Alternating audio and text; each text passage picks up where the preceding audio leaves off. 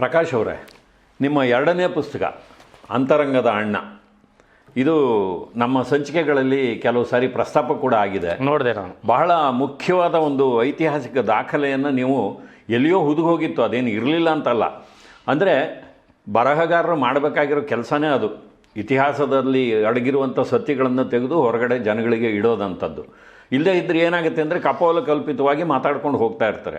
ಬಹಳ ಮುಖ್ಯವಾದಂಥ ಒಂದು ದಾಖಲೆಯನ್ನು ನೀವು ಇಲ್ಲಿ ಒದಗಿಸಿದ್ದೀರಿ. ಅದು ಸುಬ್ಬಯ್ಯ ನಾಯ್ಡು ಅವರ ಮಗಳು ಬಂಗಾರಮ್ಮನವರು ಬರೆದಿರುವಂಥ ಆ ನಟರತ್ನ ಪುಸ್ತಕವನ್ನು ಇಟ್ಕೊಂಡು ಅಲ್ಲಿರುವಂಥದ್ದು ಒಂದು ದಾಖಲೆಯನ್ನು ನೀಡುವ ಮೂಲಕ ಸಾಕಷ್ಟು ಗೊಂದಲಗಳಿಗೆ ಒಂದು ತೆರೆಯನ್ನು ಎಳೆಯುವ ಕೆಲಸವನ್ನು ಮಾಡಿದ್ದೀರಿ. ಈ ಪುಸ್ತಕದ ಸೃಷ್ಟಿ ಹೇಗಾಯಿತು? ನಾನು ಮೊದಲೇ ಹೇಳಿದಾಗೆ ನನಗೆ ರಾಜ್ಕುಮಾರ್ ಅಂದರೆ ನನಗೆಲ್ಲ. ಅಂದರೆ ನನ್ನ ಬದುಕೆ ರಾಜ್ಕುಮಾರ್ ಅಂದ್ರೆ ಅವ್ರನ್ನ ನೋಡಿ ಅವರಿಂದ ಪ್ರಭಾವಿತನಾಗಿ ನಂದು ಏನಾದರೂ ಒಂಚೂರು ಒಳ್ಳೆತನ ನನ್ನದಿದ್ದರೆ ಅದಕ್ಕೆ ಅವರೊಬ್ಬರೇ ಕಾರಣ. ನಮ್ಮ ಅಪ್ಪ ಅಮ್ಮ ಅವರು ಒಳ್ಳೆ ರೀತಿ ಹೇಳ್ಕೊಟ್ಟಿದ್ದಾರೆ, ಸ್ಕೂಲಲ್ಲಿ ಮೇಸ್ಟ್ರುಗಳು ನನಗೆ ಒಳ್ಳೆ ಪಾಠ ಕಲಿಸಿದ್ರೆ ಅದು ಬೇರೆ. ಆದರೆ ಅದನ್ನು ನಾವು ಕಲೀಲಿಲ್ಲ ನಾವು.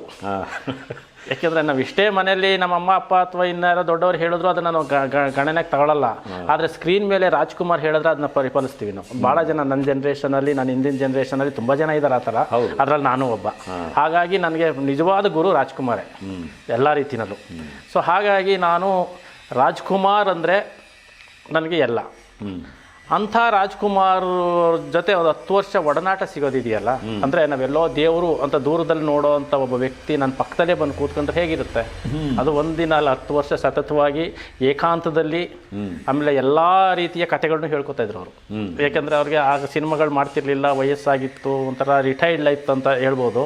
ಆ ಟೈಮಲ್ಲಿ ಅವ್ರಿಗೆ ತುಂಬ ಆಪ್ತವಾದ ಸ್ನೇಹಿತರು ಅಂತ ನಾನು ಕೇಳ್ಪಟ್ಟಿರೋದು ಉದಯ್ ಶಂಕರ್ ಅವರು, ಬಾಲಣ್ಣ, ಅದೊಂದು 3-4 ಜನ ಇದ್ರು, ವಜ್ರಮುನಿ ಅವ್ರ ತನಕ, ರಾಜಶೇಖರ್ ತನಕ. ಬಟ್ ನಾನು ಅವ್ರ ಜೊತೆ ಇದ್ದ ಕಾಲದಲ್ಲಿ ಅವ್ರು ಯಾರೂ ಉಳಿದಿರಲಿಲ್ಲ ಎಕ್ಸೆಪ್ಟ್ ವರದಣ್ಣ ಅವರು ತಮ್ಮ ಆದರೂ ಕೂಡ ಸ್ನೇಹಿತನ ಥರ ಇದ್ದರು. ಬಟ್ ತಮ್ಮ ಅಂದಮೇಲೆ ಎಷ್ಟೋ ಮಾತಾಡೋಕ್ಕಾಗದೇ ಇರೋ ವಿಷಯಗಳಿರ್ತವೆ. ಯಾಕಂದರೆ ಸ್ನೇಹಿತರ ಜೊತೆ ಮಾತಾಡ್ದಂಗೆ ಎಷ್ಟೇ ಫ್ರೆಂಡ್ಲಿ ಆಗಿದ್ದರೂ ಕೂಡ ಕೆಲವು ವಿಷಯಗಳನ್ನ ಅಣ್ಣ ತಮ್ಮದ್ರ ಜೊತೆ ಮಾತಾಡೋಕ್ಕಾಗಲ್ಲ. ಅಂಥ ವಿಷಯಗಳನ್ನ ನನ್ನ ಜೊತೆ ಮಾತಾಡ್ತಿದ್ರು. ಅಂದರೆ ಯಾಕೋ ಏನೋ ಗೊತ್ತಿಲ್ಲ, ನಾನೊಬ್ಬ ಸಾಹಿತಿ ಅಂತನೋ ಅಥವಾ ನಾನು ಹೇಳಿದ್ದು ಗ್ರಹಿಸ್ತಾರೆ, ಅರ್ಥ ಮಾಡ್ಕೋತಾರೆ ಪಾಸಿಟಿವ್ ಆಗಿ ಅಂತನೋ ಏನೋ ತುಂಬ ಕಥೆಗಳು ಹೇಳ್ತಿದ್ರು ನನಗೆ, ಎಲ್ಲ ರೀತಿ ಕಥೆಗಳು ಹೇಳ್ತಿದ್ರು. ಸೊ ನನಗೆ ಈ ಹೊರಗಡೆ ಜಗತ್ತಲ್ಲಿ ಬೇರೆ ರಾಜ್ಕುಮಾರ್ ಅಂದರೆ ಜನಸಾಮಾನ್ಯರಲ್ಲಿರೋ ಇಮೇಜೇ ಬೇರೆ, ನಿಜವಾದ ರಾಜ್ಕುಮಾರ್ ಬೇರೆ. ಅದು ಆ ವ್ಯತ್ಯಾಸ ಇತ್ತು ನನಗೆ. ಆಮೇಲೆ ಎಷ್ಟೋ ಜನ ಪುಸ್ತಕ ಬರೆದಿದ್ದಾರೆ ರಾಜ್ಕುಮಾರ್ ಅವ್ರ ಬಗ್ಗೆ, ಅವ್ರಿಗೆ ಆ ಮುಖ ಸಿಕ್ಕಕ್ಕೆ ಸಾಧ್ಯನೇ ಇಲ್ಲ. ಹೌದು, ಯಾಕಂದ್ರೆ ನೀವು ಹೊರಗಡೆ ಹೋಗೋ ಪತ್ರಕರ್ತ ನೀವು ಪ್ರಶ್ನೆ ಕೇಳಿದ್ರೆ ಅದು ಸಿಗೋ ಮುಖ ಬೇರೆ. ಹೌದು, ಆದರೆ ಆತ್ಮೀಯವಾಗಿ ಕೂತ್ಕೊಂಡು ಮಾತಾಡುವಾಗ ಒಂದು ಏನೂ ಮುಚ್ಚುಮರೆ ಇಲ್ಲದೆ ಮಾತಾಡ್ತಾರಲ್ಲ, ಆ ಮುಚ್ಚುಮರೆಯಲ್ಲಿ ನೆಗೆಟಿವ್ ಅಲ್ಲ, ಪಾಸಿಟಿವ್ ಅಂಶಗಳು. ಅಂದರೆ ಇದು ನೋಡಿ, ಅಂದರೆ ಸಣ್ಣ ಎಕ್ಸಾಂಪಲ್ ಅಂತಾರೆ, ಅವರು ಅಷ್ಟು ತಿಳುವಳಿಕೆ ಇರೋ ಮನುಷ್ಯ, ನಾನೇನು ಗೊತ್ತಿಲ್ಲ ಅಂತ ಹೇಳ್ಕೊಂಡು ಹೊರಗಡೆ ಒಂಥರ ಇರೋ ಮನುಷ್ಯ, ಎಲ್ಲವೂ ಗೊತ್ತಿತ್ತು ಅನ್ನೋದು ಅವರ ಚರ್ಚೆ, ಅವರ ಏನು ವಿಮರ್ಶಾ ರೀತಿ, ಮತ್ತು ಬದುಕನ್ನು ನೋಡ್ತಿದ್ದ ರೀತಿ, ಮತ್ತು ಬೇರೆ ಬೇರೆ ಸಿನಿಮಾಗಳಿರ್ಬೋದು, ಕತೆ ಕಾದಂಬರಿಗಳನ್ನ ಇಟ್ಕೊಂಡು ಮಾತಾಡ್ತಿದ್ದ ರೀತಿ, ಇದೆಲ್ಲ ನೋಡಿದ್ರೆ ಅವ್ರಿಗೆಲ್ಲ ಗೊತ್ತಿತ್ತು. ಸೊ ಈ ಮುಖ ಪರಿಚಯ ಮಾಡಿಸ್ಬೇಕಲ್ಲ ಅಂತ ನನ್ನ ತಲೆಯಲ್ಲಿ ಇತ್ತು. ಆಮೇಲೆ ಎಷ್ಟೋ ಪುಸ್ತಕಗಳು ಓದಿದೆ ನಾನು ಅವ್ರ ಬಗ್ಗೆ ಬಂದಿರೋದು, ಅದರಲ್ಲಿ ಬಹಳ ವಿಷಯಗಳು ಮಿಸ್ ಆಗಿತ್ತು. ಹಾಗಾಗಿ ನೋಡೋಣ ಎಷ್ಟು ಜನ ಬರೆದ್ಬಿಡ್ಲಿ ಅಂತ ಹೇಳಿ ನಾನು ಅವ್ರು ತೀರೋದ್ಮೇಲೆ ಕೂಡ ಅಷ್ಟು ವರ್ಷ ನಾನು ಬರೀಲಿಲ್ಲ. ಆಮೇಲೆ ನೋಡಿ ಇಲ್ಲ, ಈ ಮುಖ ಜನಕ್ಕೆ ಪರಿಚಯ ಮಾಡಿಸ್ಲೇಬೇಕು ಅಂತ ಹೇಳಿ ಅಲ್ಲಿ ಏನೇನು ಬಿಟ್ಟೋಗಿತ್ತು ಆ ಮುಖವನ್ನೇ ಮುಖ್ಯವಾಗಿ ಇಟ್ಕೊಂಡು, ಮತ್ತೆ ಹೇಳಿದ್ದನ್ನೇ ಜನಕ್ಕೆ ಗೊತ್ತಿರೋದನ್ನೇ ಬರೆಯೋದ್ರ ಬದಲು ಏನಾದ್ರು ಹೊಸ ವಿಷಯಗಳು ಇರಬೇಕಲ್ಲ, ಅದನ್ನು ಮಾತ್ರ ಮನಸ್ಸಲ್ಲಿ ಇಟ್ಕೊಂಡು ನೋಟ್ ಮಾಡಿಕೊಂಡು ಈ ಪುಸ್ತಕ ಬರೆದೆ. ಯಾಕೆಂದರೆ ರಾಜ್ಕುಮಾರ್ ಅವರ ಬಗ್ಗೆ ಬಂದಿರುವಷ್ಟು ಪುಸ್ತಕಗಳು ಗೊತ್ತಿರೋ ಹಾಗೆ ಬೇರೆ ಯಾವುದೇ ಕಲಾವಿದರ ಬಗ್ಗೆ ಬಂದಿರೋದು ಅವಕಾಶಗಳು ಕಡಿಮೆ, ಸಾಧ್ಯತೆಗಳು ಕಡಿಮೆ. ಹೌದು, ಹಾಗಿರುವಾಗ ಅಲ್ಲಿ ತುಂಬ ಜಾಳು ಇರುತ್ತೆ. ಹೌದು, ನಾನು ಕೆಲವು ಕಡೆ ಹೇಳ್ತಾ ಇರ್ತೀನಿ, ರಾಜ್ಕುಮಾರ್ ಅವರ ಬಗ್ಗೆ ಮಾತಾಡೋದು ಒಂದು ರೀತಿಯಲ್ಲಿ ಬಹಳ ಸುಲಭ, ಯಾಕೆಂದರೆ ಬೇಕಾದಷ್ಟು ವಿಷಯ ಇದೆ. ಒಂದು ರೀತಿಯಲ್ಲಿ ಬಹಳ ಕಷ್ಟ, ಯಾಕೆಂದರೆ ತುಂಬ ಜನ ಮಾತಾಡ್ತಿದ್ದಾರೆ. ನೀವು ಅದಕ್ಕೆ ಒಳ್ಳೆ ಟೈಟ್ಲು ಇಟ್ಟಿದ್ದೀರಿ, ಅಂತರಂಗದ ಅಣ್ಣ. ಹೌದು, ಹೇಳಿ. ನಾನು ಪುಸ್ತಕವನ್ನು ಓದಿದ್ದೀನಿ. ನಿಮ್ಮ ಅನುಭವ ಈ ಪುಸ್ತಕವನ್ನು ನಿರ್ಮಾಣ ಮಾಡುವಾಗ ನಿಮಗೆ ಏನೇನು? ಅದೇ ಹೇಳದ್ನಲ್ಲ, ಅಂದರೆ ನಾನು ಪುಸ್ತಕದ ಉದ್ದೇಶನೇ ರಾಜ್ಕುಮಾರ್ ಜನಸಾಮಾನ್ಯರಿಗೆ ಗೊತ್ತಿಲ್ಲದ ಒಂದು ಮುಖವನ್ನು ನಾನು ಪರಿಚಯ ಮಾಡಿಸ್ಬೇಕು ಅನ್ನೋದನ್ನ ನಾನು ಮೊದಲೇ ಫಿಕ್ಸ್ ಆಗಿ ಬರೆದಿದ್ದು. ಸೊ ಹಾಗಾಗಿ ಅಲ್ಲಿ ರಾಜ್ಕುಮಾರ್ ಅವರು ಈ ಜಾತಿ ಕಾರಣಕ್ಕೆ ಆದ ಅವಮಾನಗಳಿರ್ಬೋದು, ಅವನ ಇಡೀ ಇಂಡಸ್ಟ್ರಿ ಮತ್ತು ಮೀಡಿಯಾ ಅವರಿಗೆ ಕೊಟ್ಟ ಕಿರುಕುಳ ಇರ್ಬೋದು, ಅವರೆಲ್ಲೂ ವೇದಿಕೆ ಮೇಲೆ ಹೇಳ್ತಿರ್ಲಿಲ್ಲ, ಏನು ಆಗಿಲ್ಲ ಅಂತ ಹೇಳ್ತಿದ್ರು. ಆದರೆ ಇದನ್ನು ಬೇಕು ಅಂತ ಹೇಳ್ತಿರ್ಲಿಲ್ಲ. ನನ್ನ ಜೊತೆ ಕೂತ್ಕೊಂಡಾಗಲು ಯಾವುದೋ ಒಂದು ಸನ್ನಿವೇಶಕ್ಕೆ ಏನೋ ಸಂಬಂಧಪಟ್ಟಾಗ ಏನೋ ಹೇಳ್ಬಿಡೋರು, ಹಿಂಗಾಯ್ತು ಅಂತ. ಸೊ ಹಿಂದೆಲ್ಲ ಸಿನಿಮಾ ಚರ್ಚೆ ನಡೆಯುವಾಗ ಇನ್ನೇನೋ ಮಾತಾಡೋಕೆ ಹೋಗಿ ಅದಕ್ಕೆ ಯಾವುದೋ ಸಂಬಂಧಪಟ್ಟಾಗ ಒಂದು ವಿಷಯ ಹೇಳಿರೋರು. ಸೊ ಹೀಗೆ ಅವರು ಯಾವುದನ್ನು ಹೇಳ್ಕೋಬೇಕು ಅಂತಲೂ ಹೇಳ್ತಿರ್ಲಿಲ್ಲ, ಒಂದು ಸಿಚುವೇಶನ್ಗೆ ಅನುಗುಣವಾಗಿ ಯಾವುದೋ ಒಂದು ನೆನ್ಪು ಮಾಡ್ಕೊಳ್ಳೋರು. ಸೊ ಅಂಥದ್ದು ತುಂಬ ನನಗೆ ಗೊತ್ತಿತ್ತು. ಸೊ ಅದನ್ನು ಯಾವುದೋ ಅಗ್ನಿ ಹೋಮಕುಂಡದಲ್ಲಿ ಅರಳಿದ ಹೂವು ಅಂತ ಒಂದು ಚಾಪ್ಟರ್ ಬರೆದಿದ್ದೀನಿ. ಅದು ಭಾಳ ಜನಕ್ಕೆ ಕೆಲವು ಗೊತ್ತು, ಕೆಲವು ಗೊತ್ತಿಲ್ಲ, ಬಟ್ ಅದು ಅಧಿಕೃತ ದಾಖಲೆಗಳಿಲ್ಲ. ಸೊ ಹಾಗಾಗಿ ಇದೆಲ್ಲೋ ಡಾಕ್ಯುಮೆಂಟ್ ಆಗಲಿ. ಅಂದರೆ ಒಬ್ಬ ವ್ಯಕ್ತಿ, ಈಗ ರಾಜ್ಕುಮಾರ್ ಅನ್ನೋರು ಬರೀ ಅದೃಷ್ಟದಿಂದನೇ ದೊಡ್ಡವರಾದವರಲ್ಲ, ಅದೃಷ್ಟ ಪ್ರತಿಭೆಯ ಜೊತೆಗೆ ಅವ್ರಿಗಿದ್ದ ಸವಾಲುಗಳೇನು ಅನ್ನೋದು ಗೊತ್ತಿರಬೇಕು. ಹೌದು. ಸೊ ಭಾಳ ಜನಕ್ಕೆ ಅವ್ರೇನೋ ಅದೃಷ್ಟವಂತರು ಸಿಕ್ತು ಒಂದ ಬೆಳ್ಕೊಂಡು ಬಂದು ಅಲ್ಲ, ಅದ್ರ ನಡುವೆ ಇದ್ದ ಅವ್ರಿಗೆ ಅಡೆತಡೆಗಳೇನು, ಅವ್ರಿಗೆ ಯಾವ ರೀತಿ ಕಿರುಕುಳ ಇತ್ತು, ಯಾವ ರೀತಿ ಅದನ್ನೆಲ್ಲ ಸೀಳ್ಕೊಂಡು ಮೇಲೆ ಬಂದರು ಅನ್ನೋದು ಹೇಳಲೇಬೇಕಾಗಿತ್ತು. ಹಾಗಾಗಿ ನಾನು ಆ ಅಧ್ಯಯನ ಬರೆದೆ. ಇನ್ನು ಇದು ಯಾವುದೋ ವಿನೋದ್ ರಾಜ್ ಕಥೆ. ಈ ವಿನೋದ್ ರಾಜ್ ಕಥೆ ಅಂತೂ ನನಗೆ ಬಾಲ್ಯದಿಂದಲೂ, ಅಂದರೆ ನಾನು ತಿಳುವಳಿಕೆ ಬಂದಾಗಿದ್ದಾಗಲೂ ರಾಜ್ಕುಮಾರ್ ಅವ್ರನ್ನ ನಾನು ಬರೀ ಅವ್ರ ಪಕ್ಕದಲ್ಲಿ ಕೂತ್ಕೊಂಡು ಅರ್ಥ ಮಾಡ್ಕೊಳ್ಳೋದಲ್ಲೇ ಸಿನಿಮಾದ ಮೂಲಕ ಒಬ್ಬ ವ್ಯಕ್ತಿತ್ವ ಗೊತ್ತಾಗುತ್ತೆ, ಒಬ್ಬ ಪಾತ್ರಧಾರಿ ಮನಸ್ಸು ಏನು ಅನ್ನೋದು ಅರ್ಥ ಆಗುತ್ತೆ. ಸೊ ಹಾಗಾಗಿ ಪ್ರತಿಯೊಬ್ಬ ಕನ್ನಡಿಗರಿಗೂ ರಾಜ್ಕುಮಾರ್ ಅವ್ರ ಸಿನಿಮಾಗಳು ನೋಡಿ ಈ ಪಾತ್ರ ಅಲ್ಲದೆ ರಾಜ್ಕುಮಾರ್ ಏನು ಅನ್ನೋದು ಕೂಡ ಅರ್ಥ ಆಗುತ್ತೆ. ಅದು ಅಂಥ ಒಂದು ಸಂಬಂಧಗಳ ಬಗ್ಗೆ ಅವ್ರಿಗಿದ್ದ ಒಂದು ಬೆಲೆ, ಈ ಥರದ್ದೆಲ್ಲ ಇದ್ದಾಗ ಈ ಎಲ್ಲರಿಗೂ ಇಡೀ ಕರ್ನಾಟಕಕ್ಕೆ ಗೊತ್ತಿತ್ತು ಮೊದಲು ವಿನೋದ್ ರಾಜು ರಾಜ್ಕುಮಾರ್ ಮಗನೇ ಅನ್ನೋದು ಜನಜನಿತವಾಗಿ ಒಂದು ಅಭಿಪ್ರಾಯ ಇದೆ. ನನಗೂ ಇತ್ತದು. ಬಟ್ ನನಗೊಂದು ಅನುಮಾನ ಏನಿತ್ತಪ್ಪ ಅಂದರೆ, ರಾಜ್ಕುಮಾರು ಅಂದರೆ ಇಷ್ಟು ಸಹೃದಯ ಇರುವಂಥ ಒಬ್ಬ ಮನುಷ್ಯ, ಅಂತಃಕರಣ ಇರುವಂಥ ಕರುಳು ಬಳ್ಳಿಯ ಸಂಬಂಧದ ಬಗ್ಗೆ ಗೊತ್ತಿದ್ದಂಥ ಮನುಷ್ಯ, ಎಲ್ಲೋ ಒಂದು ಕಡೆ ಒಂದು ಮಗುನ ಹುಟ್ಟಿಸ್ಬಿಟ್ಟು ಒಂದು ದಿನನೂ ಅವನ್ನ ತಪ್ಕೊಳ್ಳಿಲ್ವ ಇವರು, ಅವನ್ನ ಸಂತೈಸ್ಲಿಲ್ವಾ, ಅವನ ತಲೆ ಸಾವಲಿಲ್ವಾ, ನನ್ನ ಮಗ ಅಂತ ಹೇಳಲಿಲ್ವಾ, ಮುದ್ದು ಮಾಡಲಿಲ್ವಾ? ಇದು ಬೇರೆ ಯಾರೋ ಒಬ್ಬ ಸಾಮಾನ್ಯ ವ್ಯಕ್ತಿ ಆಗಿದ್ರೆ ಆ ಥರ ತುಂಬ ಜನ ಇರ್ಬೋದೇನೋ. ಬಟ್ ರಾಜ್ಕುಮಾರ್ ವ್ಯಕ್ತಿತ್ವಕ್ಕೆ ಇದು ಮ್ಯಾಚ್ ಆಗ್ತಾ ಇಲ್ಲ, ಏನೋ ಮಿಸ್ ಹೊಡಿತಾ ಇದೆ ಅನ್ನೋ ಅನುಮಾನ ನನಗಿದ್ದೇ ಇತ್ತು. ಆಮೇಲೆ ಇದರಲ್ಲಿ ಏನೋ ಇರಬೇಕು ಅನ್ನೋದಿತ್ತು. ಅಥವಾ ಒಳಗಡೆ ಅದ್ರ ಬಗ್ಗೆ ಅಯ್ಯೋ ನಾನು ಹಿಂಗೆ ಮಾಡ್ಬಿಟ್ಟು ಹಿಂಗೆ ಅನ್ಯಾಯ ಮಾಡ್ಬಿಟ್ಟು ಅನ್ನೋ ಗಿಲ್ಟ್ ಆದರೂ ಒಳಗಿರ್ಬೋದಾ?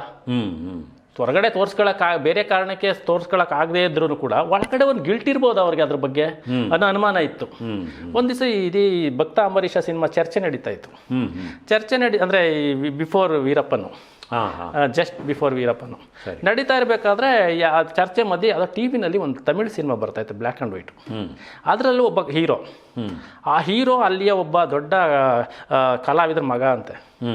ಅಂದರೆ ಈ ಥರ ಅನಧಿಕೃತವಾದ ಮಗ ಆಗಿ, ಬಟ್ ಆ ಯಪ್ಪ ಜೆರಾಕ್ಸ್ ಇದ್ದಂಗೆ ಇದ್ದಾರೆ. ಸೊ ಅವ್ರನ್ನ ಸಿನಿಮಾ ನೋಡ್ತಾ ಈ ಕಡೆ ವರದಣ್ಣ, ಈ ಕಡೆ ಅಣ್ಣವ್ರು ಕೂತಿದ್ದಾರೆ, ನೋಡ್ತಾ ಇದ್ದಾರೆ. ನೋಡಪ್ಪ ಅವ್ರ ಥರನೇ ಇಲ್ಲ, ಅವ್ರ ಸ್ವಂತ ಈಗ ಇಬ್ಬರು ಮಕ್ಕಳಿದಾರಲ್ಲ ಬೇರೆಯವರು, ಅವರು ಕೂಡ ಇಷ್ಟು ಹೋಲಿಕೆ ಇಲ್ಲ ಅಲ್ವಾ ಅಂದರು. ಅದಕ್ಕೆ ವರದಣ್ಣ ಅಂದರು, ಏಯ್ ಅದು ತಮಿಳ್ನಾಡಲ್ಲಿ ಎಲ್ಲರಿಗೂ ಗೊತ್ತು, ಓಪನ್ ಸೀಕ್ರೆಟ್ ಅದು, ಅವ್ರ ಮಗನೇ ಅವನು ಅಂತ ಎಲ್ಲರಿಗೂ ಗೊತ್ತು ಅಂತಂದರು. ಅಂದ್ಬಿಟ್ರು. ಸಿನಿಮಾ ಆಯಿತು, ಊಟ ಆಯಿತು, ಎಲ್ಲ ಎದ್ದೊಟ್ಟೋದ್ರು. ಎಲ್ಲ ಎದ್ದೊಟ್ಟಾದ್ಮೇಲೆ ನಾನು ಅವರಿಬ್ಬರೇ, ಅಣ್ಣವರು ನಾನಿಬ್ಬರೇ. ಆ ಸಿನಿಮಾ ಇನ್ನೂ ಬರ್ತಾಯಿತ್ತು. ನನಗೆ ಒಳಗಡೆ ಒಂದು ತಕ್ಷಣ ಒಂದು ಚುಚ್ಚಿದಂಗೆ ಆಯಿತು. ಇಲ್ಲೂ ಅಂಥದ್ದೊಂದು ಕಥೆ ಇದೆ. ನಿಮ್ಮನ್ನು ಅದು ಕಾಡ್ತಾ ಇದೆ, ನನ್ನನ್ನು ಕಾಡ್ತಾ ಇದೆ. ಇವರು ಅದು ಹೇಳ್ತಿದಾರಲ್ಲ ಅಂತ ಹೇಳ್ಬಿಟ್ಟು ನನಗೆ ಕೇಳೋ ಬೇಡೋ ಅಂತ, ಅಣ್ಣ ಲೀಲಾವತಿಯವರು ಎಲ್ಲ ಕಡೆ ವಿನೋದ್ ರಾಜ್ ನಿಮ್ಮ ಮಗ ಅಂತ ಹೇಳ್ಕೊಂಡು ಓಡಾಡ್ತಿದ್ದಾರೆ, ಏನಣ್ಣ ಅಂದೆ. ಹಿಂಗೆ ನೋಡಿದ್ರು, ನೋಡ್ಬಿಟ್ಟು ತಿರ್ಗಾ ಅಲ್ಲೇ ನೋಡಿದ್ರು. ನನಗೆ ಯಾಕಾದರೂ ಕೇಳಿದ್ನ ಈ ಪ್ರಶ್ನೆನ? ಅಯ್ಯೋ ಅದು ಕೇಳೋ ಪ್ರಶ್ನೆ ಅಲ್ಲ. ಹೌದು. ಆದರೂ ಆ ಥರ ಒಂಥರ ಅಯ್ಯೋ ತಪ್ಪು ಮಾಡ್ಬಿಟ್ನೆ, ಅವ್ರು ಏನೋ ರಿಯಾಕ್ಟಾರು ಮಾಡಿ ಏನೋ ಹೇಳಿದ್ರೆ ಓಕೆ, ಸುಮ್ಮನೆ ಕೂತ್ಕೊಂಡ್ಬಿಟ್ಟು ಒಂದು 5 ನಿಮಿಷ ನನಗೆ ಒಂಥರ ಚಡ್ಪಡಿಕೆ, ಎದ್ದೋಗಂಗೂ ಇಲ್ಲ, ಅಲ್ಲಿ ಕೂತ್ಕೊಳ್ಳೋಕೆ ಆಯ್ತಿಲ್ಲ, ಈ ಥರ ಒಂದು ಇದು. ಅಯ್ಯೋ ತಪ್ಪು ಮಾಡ್ಬಿಟ್ಟೆ ಒಂಥರ ನನಗೆ ನಾನೇ ಒಂಥರ ಅಂದೆ. ವಯಸ್ಸು ಎಂಥವನು ತಪ್ಪು ಮಾಡಿಸುತ್ತೆ ಅಂದರು. ನಾನು ಓಹೋ ಒಪ್ಕೊಂಬಿಟ್ರು ಅಂತ ನಾನು ಮನಸ್ಸಲ್ಲಿ. ಇನ್ನೊಂದು 2 ನಿಮಿಷ ಗ್ಯಾಪು.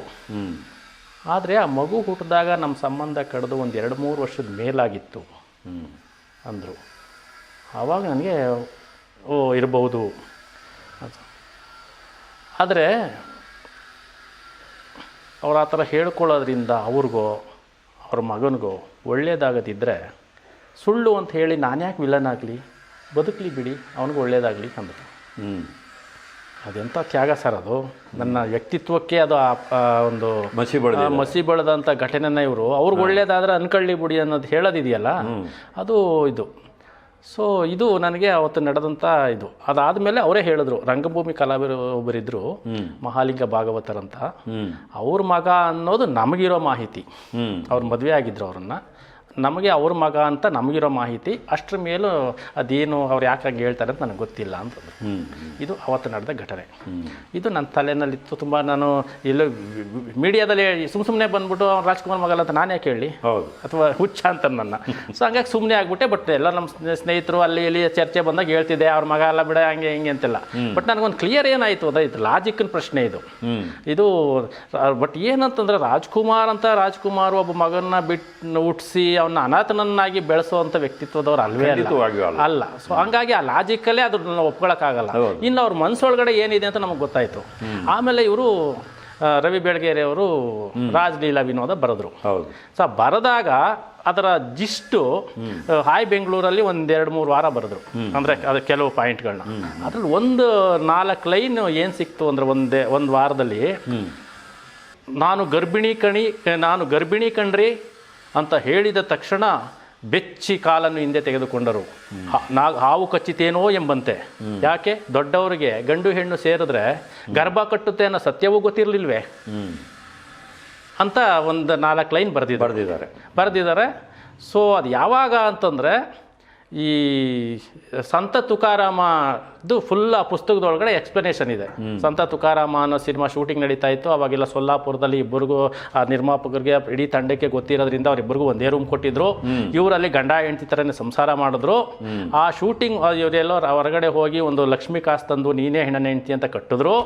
ಅದಾಗಿ ಶೂಟಿಂಗ್ ಮುಗೀತು. ನಾನು ಚೆನ್ನೈಗೆ ಆಗಿನ ಕಾಲದ ಮದ್ರಾಸಿಗೆ ಬಂದಾಗ ನಾನು ಒಂದು ದರ್ಜಿ ಅಂಗಡಿಗೆ ಹೋದೆ.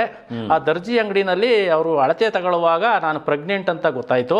ಆವಾಗ ನನ್ನ ಜೊತೆ ಸಾಹುಕಾರ್ ಜಾನಕಿ ಇದ್ರು ಅಂತ ಒಂದು ಎಪಿಸೋಡನ್ನ ಹೇಳ್ತಾರೆ. ಇದು ಪುಸ್ತಕದಲ್ಲಿಲ್ಲ, ರಾಜಲೀಲಾ ವಿನೋದ ಪುಸ್ತಕದಲ್ಲಿಲ್ಲ. ಇದನ್ನ ಹಾಯ್ ಬೆಂಗಳೂರಲ್ಲಿ ಬರ್ಕೊಂಡಿದ್ರು, ಎಡಿಟ್ ಮಾಡಿದ್ದಾರೆ ಅದನ್ನ ಪುಸ್ತಕದಲ್ಲಿ. ಯಾಕೆ ಎಡಿಟ್ ಮಾಡಿದ್ದಾರೆ ಅಂದರೆ ಅವ್ರು ಹೇಳಿದ ಕಾಲ ಸಂತ ತುಕಾರಾಮ ಚಿತ್ರೀಕರಣದಲ್ಲಿ ಟೈಮಲ್ಲಿ ನಾನು ಪ್ರೆಗ್ನೆಂಟ್ ಆಗಿದೆ ಅಂತ.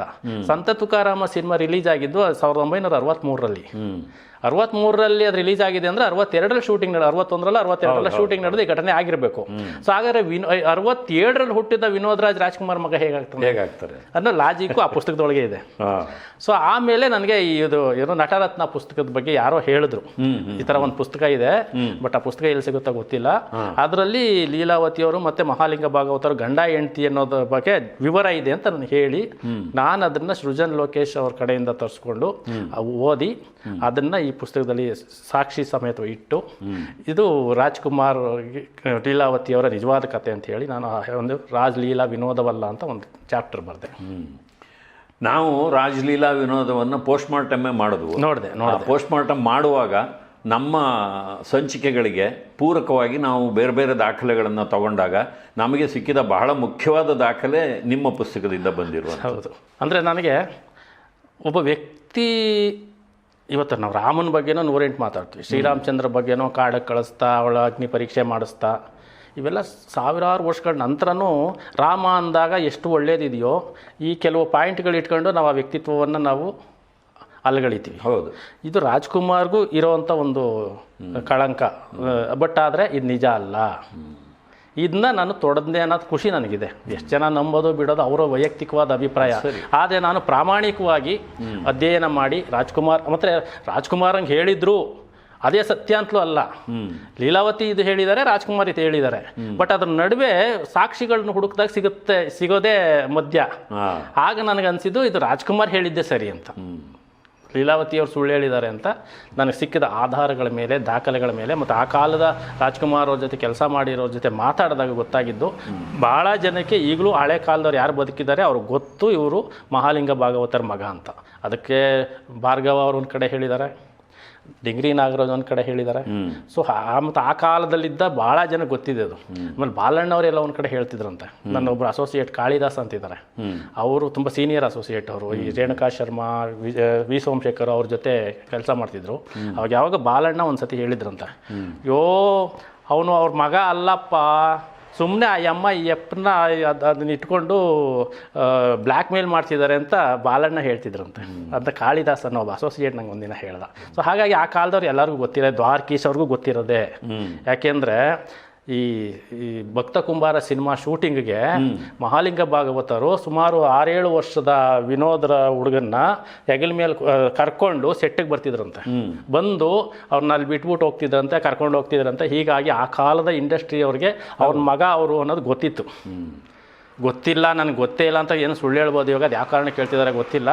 ಹಾಗಾಗಿನೇ ಡ್ಯಾನ್ಸ್ ರಾಜ ಡ್ಯಾನ್ಸ್ ಬರೋವರೆಗೂ ಆ ರಾಜ್ಕುಮಾರ್ ಮಗನ ಪ್ರಸ್ತಾಪನೆ ಎಲ್ಲೂ ಇರಲಿಲ್ಲ. ಅದನ್ನು ಆಮೇಲೆ ಡ್ಯಾನ್ಸ್ ರಾಜ ಡ್ಯಾನ್ಸ್ ಸಿನಿಮಾ ತಯಾರಿಕೆ ಸಂದರ್ಭದಲ್ಲಿ ಅದರ ಪಬ್ಲಿಸಿಟಿಯ ಭಾಗವಾಗಿ ಇದನ್ನು ಹುಟ್ಟಾಕಿದ್ದು ಅನ್ನೋದು ಅದು ನಮಗೆ ಇತಿಹಾಸ ನೋಡಿದ್ರೆ ಗೊತ್ತಾಗುತ್ತೆ.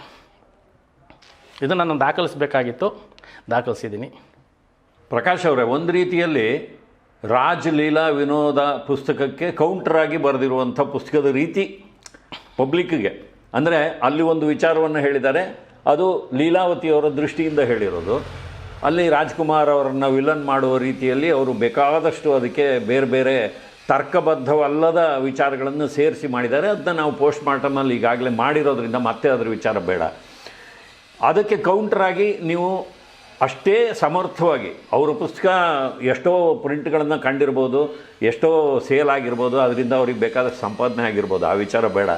ನಿಮ್ಮ ಪುಸ್ತಕವನ್ನು ಕಡಿಮೆ ಜನ ಓದಿರ್ಬೋದು, ಆದರೆ ಒಂದು ಕ್ಲಾಸಿಕಲ್ ಸಂಗೀತ ಕಾರ್ಯಕ್ರಮಕ್ಕೆ ಕೆಲವರು ಬಂದರೂ ಕೂಡ ಅದನ್ನು ಆಸ್ವಾದ ಮಾಡ್ತಾರೆ.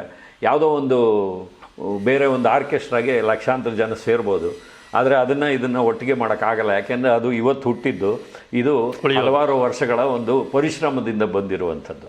ನಿಮ್ಮ ಪುಸ್ತಕಕ್ಕೆ ಯಾವ ರೀತಿ ರೆಸ್ಪಾನ್ಸ್ ಬಂತು ಸರ್? ರೆಸ್ಪಾನ್ಸ್ ಅನ್ನೋದಕ್ಕಿಂತ ಹೆಚ್ಚಾಗಿ ನಾನು ಇದನ್ನು ಕಮರ್ಷಿಯಲೈಸ್ ಮಾಡೋಕ್ಕೆ ಹೋಗಲಿಲ್ಲ ನಾನು ಈ ಪುಸ್ತಕನ. ಯಾಕೆಂದಿದ್ರೆ ನನ್ನ ಸ್ನೇಹಿತರೊಂದಷ್ಟು ಜನ ಹೇಳಿದ್ರು, ರಾಜ್ ಲೀಲಾ ವಿನೋದವಲ್ಲ ಅಂತಲೇ ಹೆಸರಿಟ್ಬಿಡು, ಚೆನ್ನಾಗಿ ವ್ಯಾಪಾರ ಆಗುತ್ತೆ ಅಂತ. ನಾನು ಅಷ್ಟೊಂದು ಚೀಪ್ ಗಿಮಿಕ್ ಮಾಡಿ ನಾನು ಈ ಪುಸ್ತಕನ ಸೇಲ್ ಮಾಡೋಕ್ಕೆ ನನಗೆ ಇಷ್ಟ ಆಗಲಿಲ್ಲ. ಯಾಕೆಂದರೆ ನಾನು ತಿಮ್ಮಜ್ಜಿಯ ಮ್ಯಾಗಲುಂಡಿ ಒಂದು ಸಾಹಿತ್ಯಿಕ ಕೃತಿ, ನಾನು ಇದನ್ನು ಕೂಡ ಒಂದು ಸಾಹಿತ್ಯಿಕ ಕೃತಿ ಅಂತಲೇ ಕನ್ಸಿಡರ್ ಮಾಡಿದ್ದೀನಿ. ಸೊ ಹಾಗಾಗಿ ಸಾಹಿತ್ಯಿಕ ಕೃತಿಯಾಗಿ ಕಾಣಬೇಕು ಹೊರತು ಒಂದು ಚೀಪ್ ಗಿಮಿಕ್ನ ಒಂದು ಪುಸ್ತಕ ಆಗಬಾರ್ದು ಅನ್ನೋ ಕಾರಣಕ್ಕೆ ನಾನು ಆವಾಗ ರವಿ ಬೆಳಗೆರೆಯವರೆಗೂ ನಾವು ವ್ಯತ್ಯಾಸ ಬರೋದಿಲ್ಲ.